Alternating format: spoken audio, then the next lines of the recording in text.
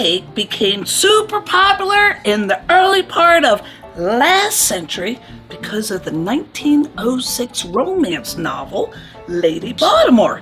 It featured the cake. A friend of mine used to call romance novels corset rippers.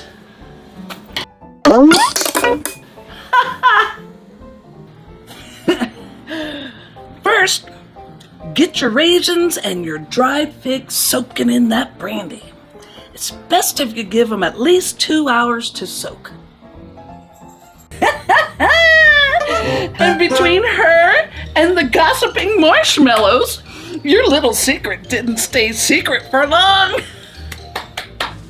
So you've been listening. We've been waiting. Because we have our own reasons for wanting that bottle. Mix all your dry ingredients straight into your bowl. Flour, sugar, baking powder, baking soda, kosher salt, doesn't have the iodine taste of table salt, and orange peel. We're just kind of eyeballing a teaspoon here. You know, I wasn't planning to gossip today, but when Nadia and that other galactic troublemaker started yapping about some magic bottle, well, a girl's gotta keep busy.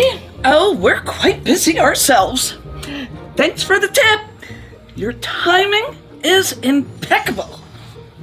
Oh, just keep the milkshakes flowing and maybe I'll forget to spill some the next secret. Add in your buttermilk and your butter at room temperature. Big Val here is chopping it up so it combines in faster. The less you beat and mix a cake, the less likely gluten will form. Gluten is good for chewy bread.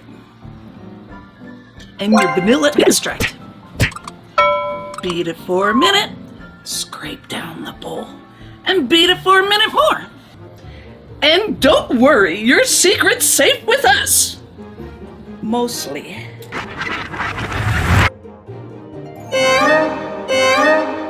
All right, Marcus and Dorcas, you know why we're here. That bottle belongs to me. Add 4 egg whites. We always separate them outside the bowl in case a yolk bursts. Doesn't ruin the whole batch that way. And don't throw away those yolks. We'll show you what to do with them in a little bit. Beat for a minute, scrape down the bowl, and beat for a minute more. Divide between your pans that you sprayed with baking spray with flour and lined with parchment paper. We weigh them. There's not a lot of batter in there, so each one. And it doesn't take a lot of batter to bring up the weight. And me, don't forget, we've got plans for it that'll shake this galaxy to the core. Plans? We just want to keep it out of the wrong hands and maybe bake a mean cosmic custard. Besides, chasing after sparkling bottles usually leads to sticky situations. Oh, and those purple strips are cake strips. You soak them in cold water and they change the baking process so you get flat tops every time. See how thin the layers are? We don't want to mess with domes or anything. And bake for 30 to 33 minutes. We don't have time for your riddles and baked goods. Step aside or get out of our way. Careful, Nadia. On planet Floop, the sweetest things can be the trickiest. Oh, great. More sugar-coated threats. Trust us. The real treat is the chaos to come.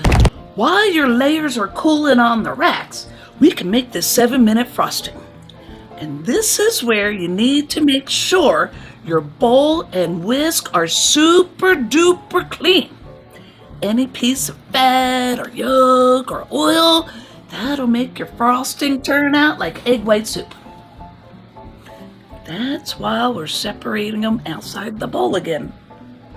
And look, you now have 8 yolks, which is exactly what you need to make our giant creme brulee. Isn't Big Val cute looking there in her little devil costume? Little horns and tail.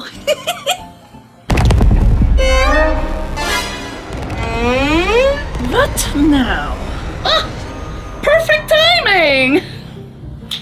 Behold, the real reason we want that bottle! What in the galaxy? Add sugar, cream of tartar to stabilize those whites, and light corn syrup for silkiness and shininess. Water too. Constantly whisk it until it reaches 160 degrees. That'll pasteurize those whites and let the proteins do their thing. Then add vanilla extract and whisk to stiff peaks. This'll take about 7 minutes, hence the name 7-minute frosting. See the stiff peak? Meet Mixitron 3000, designed to bake the ultimate cosmic custard using magic from that bottle. And to create chaos while doing it, you know.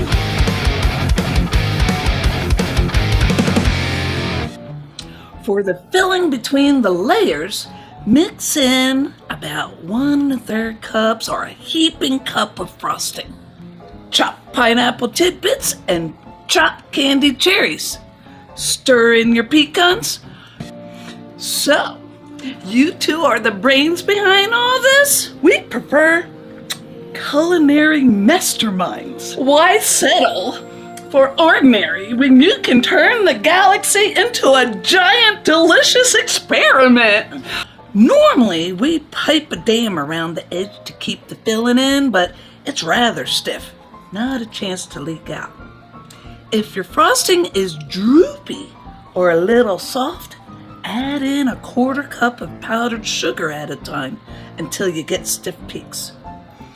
And use a little spatula to get tons of those swirls in there. This frosting is just out of this world.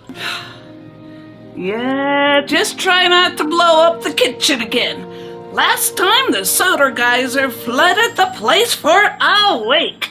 That was avant-garde flavor innovation and a smashing success in several alternate dimensions.